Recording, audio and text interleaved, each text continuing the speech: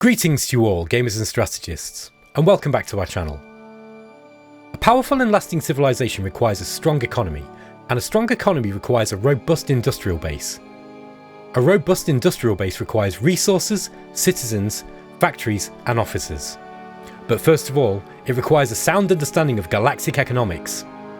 In this episode, we follow the story of the Shrimp Syndicate as they strive to survive in a hostile galaxy, while building themselves into an economic powerhouse to be the envy of all around them. Our story begins on the water world of Coralis, the original spawning grounds of a shrimp-like offshoot of the mantis species, who were almost completely annihilated in a devastating ecological crisis lasting many decades. Famine followed, and their recovery was long, slow and painful. Through force of will, dedication and perseverance, the Shrimp Syndicate arose, now masters of economical resource management and noted for their fine craftsmanship, accumulating much disposable wealth in the process. Waverider and his people are still traumatized by their terrible past, and are ever vigilant against any potential threats to their well-being and safety. Having stabilized the food situation on Coralis, their population is growing once more. More exciting still, a blueprint for hyperdrive technology has been leaked out to the civilizations across the galaxy, and scientists have successfully built the first ships in the Shrimp Syndicate's hyperdrive-enabled fleet. The Shrimps need to increase their industrial output and build more ships if they are to explore the stars around them. However, they are sensitive to ecological damage and greatly fear it, and so factories and refinery development must be kept to a strict minimum. A solution to pollution must be kept in mind at all times. Waverider has decreed that the Shrimps must multiply and spread across the galaxy in search of wealth, happiness and success. And so we turn to Coralis to examine how population grows. Each core world starts with one citizen, or more if it's your starting homeworld, and may house up to its current population capacity given enough food. Each citizen has a growth value, and each month this value is added to a growth counter. Once this counter reaches the next growth threshold, a new citizen is born. Other factors can contribute to this monthly growth rate. We can see here that the pollution on Coralis is currently 7%, and so they're losing 7% of their total growth each month. The shrimps need clean water to live in, as even a small amount of pollution can be distressing. So pollution also affects their approval scores too. They also require manufacturing districts, and various manufacturing improvements to further develop Coralis and build fleets for their adventure out into the stars. But Waverider mandates that Coralis and its sacred spawning pools must be kept free of pollution, and industry is very polluting.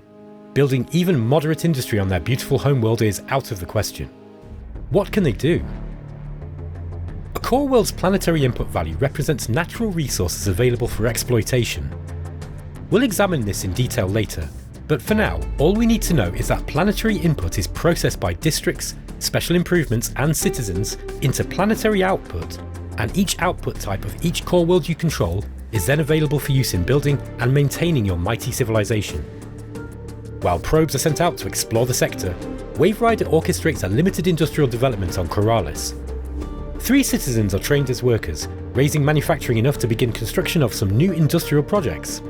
Most tiles on a world will be better suited to one type of district or another, with some special tiles, like these geothermal springs, granting even larger bonuses. Furthermore, like district and improvement types grant an adjacency bonus too, and so careful management of assets can provide a big boost to your economy. Here, Waverider has constructed a planetary generator improvement in this central location to apply its generous manufacturing and military bonuses to any suitable districts placed around it, with one already built on top of the geothermal springs tile, more than doubling its individual contribution to Coralis' total manufacturing output and boosting the output of the planetary generator, at the expense of some extra pollution.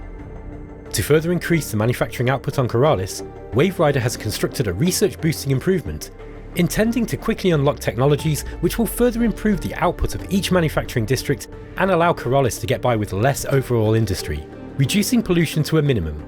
Work smarter, not harder. To get more manufacturing output, the shrimps search the sector for any mineral producing worlds and asteroids that can be fed back to Coralis, improving its mineral input level. These minerals may be further refined into planetary output by districts, improvements and citizens. But what is mineral input? There are 5 base resources generated on colonised worlds: minerals for manufacturing, technology for research, wealth for income, farming for food production, and culture for spreading influence. Each core world has a base level for each input type, with attached colonies and minor worlds adding their own planetary input levels to its total. Asteroid bases also add some extra mineral input too, and big belts of asteroids can be very effective in boosting a world's mineral output. Indeed, Waverider is banking on finding an asteroid belt or two close to his core worlds, along with mineral-rich colonies, to give his limited industry more mineral input to work with as his probes search increasingly further from the Coralis system. Next, economic starbases are to be constructed to increase the manufacturing, research and gross income of the core worlds around them. Unfortunately for the Shrimp Syndicate, asteroids aren't the only things lurking out there in the darker regions of space. They also discover the Drengian Empire, and blood-curdling tales begin to filter back to Coralis, casting a black shadow over the hearts of the Shrimps. Lasting friendship seems unlikely with these malevolent terrors, and with no defensive fleets, the Syndicate are ripe for conquest. Now, more than ever, the necessity for a strong industry drives Waverider and his people forwards. With their southern systems contested by the Drengian Empire, they focus their attentions east and west, hoping to find more reasonable neighbours to trade and exchange technology with. After some initial success in finding the minerals they need, prospecting probes reach the far western reaches of the sector. Here, the Shrimps find a white star with a large asteroid belt and some valuable durantium too. It's too far from their territory to safely claim, but further exploration to find a nearby world to colonise brings them into contact with a strange and dangerous species who thrive in pollution and corrupt everything they touch. Horrified, the Shrimps give up on the mere Placidus and Shulmoth Sol systems, fearing for their beautiful oceans if this dreadful cosmic contaminant were ever to uncover their locations, and retreat back to their own borders. Meanwhile, to their east, another aquatic civilization is found. Mistrustful and suspicious of the Shrimp's slowly growing military force, the Taurians are nonetheless thankful to have a potential trade partner and ally against the evil Drengian Empire, which is beginning to expand its territory northwards.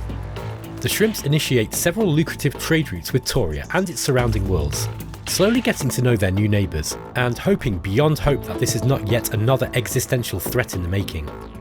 Limited communications with the Drengian Empire reveal the existence of another hyperdrive-enabled civilization, the Terran Alliance, a faction of strange mammalians with a reputation for diplomatic outreach and exotic wares. First contact with the Terrans is promising, and their diplomats are friendly, certainly more so than the guarded and overcautious Taurians. Soon, freighters begin to move goods between Earth and Coralis. After colonising the Mambra, Alturf and Aquile systems, and claiming a large and bountiful asteroid belt orbiting the bright red star of Achilles, the Drengian Empire begin to lay their claims on these systems too, and tensions flare. After close consultation with Terran Alliance and Taurian diplomats, Waverider becomes convinced that an inevitable war will erupt within mere months. He examines the Shrimp Syndicate's industrial and economic might carefully, while increasing the output of warships from his shipyards. He also orders the researching of technologies that increase the base research rate of industrial districts to further maximise their industrial output. It's now time to look at how the planetary input and planetary output interact to create the main resources used by a civilization in its day-to-day running. We've shown how planetary input on a core world is calculated. These 5 input values represent raw resources that are then processed by your citizens in the various districts and special improvements on that world. Here's how this works for minerals, the input, and manufacturing, the output. Firstly, we start with the planet's mineral input value, and then we add any flat numerical bonuses from industrial improvements, executive orders, civilization policies, ideological traits, or other feature that adds a static value to the manufacturing total. For example, the planetary generator here adds a flat +1 manufacturing point to the total. Any workers and citizens not assigned to another job add their own contributions to this value too, representing them toiling away in factories and cottage industries on the world. Districts and manufacturing improvements also contribute their own percentage bonuses, as do economic starbases, civilization policies, the effects of various in-game events, faction modifiers, certain commandership abilities and more. The governor of the planet also contributes based on the stat used by the resource type, in this case diligence, to represent their general competency in organising production efforts on world. Finally, the overall approval of the citizens on the core world is applied as a final percentage product to manufacturing output, with a higher approval rating providing a smaller deduction than a lower one. Put more simply, if your citizens are happy, they'll work harder and you'll get more of the resource. But if they're kicking their heels and whispering about you behind your back, your economy can be seriously crippled. Approval is incredibly important in Galactic Civilizations IV Supernova, So keep your shrimps happy. We're now left with our manufacturing output value for the core world. Whenever something is produced on the world, this value is deducted from the total construction cost of the project each month until that cost is paid and the asset is built. The total manufacturing output of your civilization is simply the sum of the manufacturing of all your core worlds, and can be seen here in the civilization overview, along with the other 4 civilization outputs. Let's look at how these other 4 resources are generated, and what they're used for. Research is calculated much like manufacturing, and the sum of all your core world's research is your total planetary research output. This value is deducted each month from your currently selected research project's research cost, achieving a breakthrough once that cost is paid. The higher the research, the faster the breakthrough. A core world's income is calculated a little differently to manufacturing and research. Here, the approval penalty is not deducted. Instead, your core world's summed gross income is your empire's gross domestic product, or GDP. This is added to your trade route income from other civilizations, and that new total is taxed at your current tax rate to produce your revenue. Deductions to revenue are made for ships, colony and starbase maintenance, and civilization policy expenses to give a final net monthly income, which is the amount of credits added to your treasury each turn. When inspecting an individual core world's income value, that figure represents its gross income with the tax rate already applied.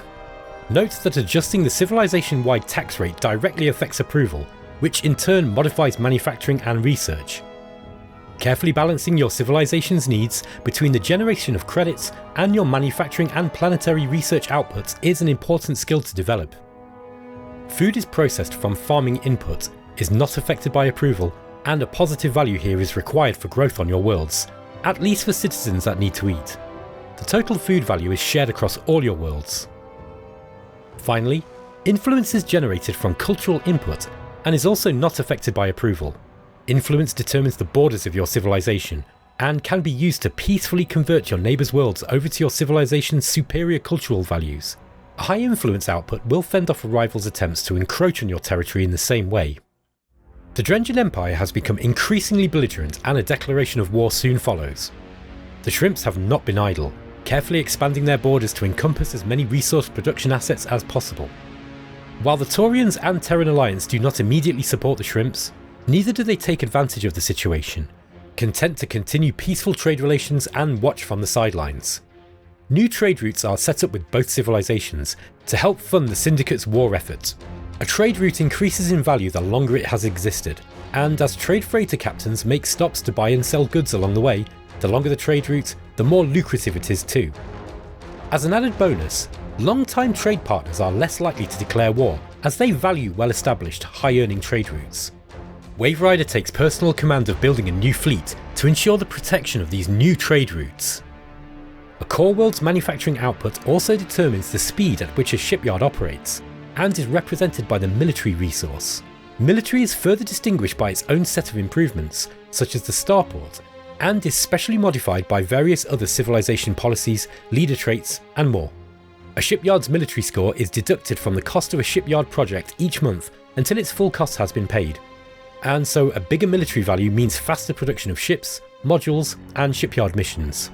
Furthermore, the various strategic resources found and collected by mining bases across the sector can be used to build advanced ship weapons, defensive systems, and more exotic components, to give the Shrimps an edge when facing a larger, less technologically advanced fleet. Waverider and his cabinet feel confident that their efforts to secure a variety of these rarer materials will bring them victory in the battle with the Drengen. With the cosmic contaminant creeping ever closer towards their sacred spawning pools, and Drengen ships violating Shrimp territory, all eyes are on Waverider and the Shrimp Syndicate. Will their mastery of ecologically sensitive industrial practices be enough to save their civilization? How would you play the Shrimp Syndicate? In the description below, we've included a link to this civilization in the Steam Workshop and the Stardock Workshop for Epic Edition players. You'll also find the game settings you'll need to recreate this scenario. Can you save the Shrimp Syndicate from annihilation, transform them into an economic powerhouse, and take your place as the most powerful galactic civilization?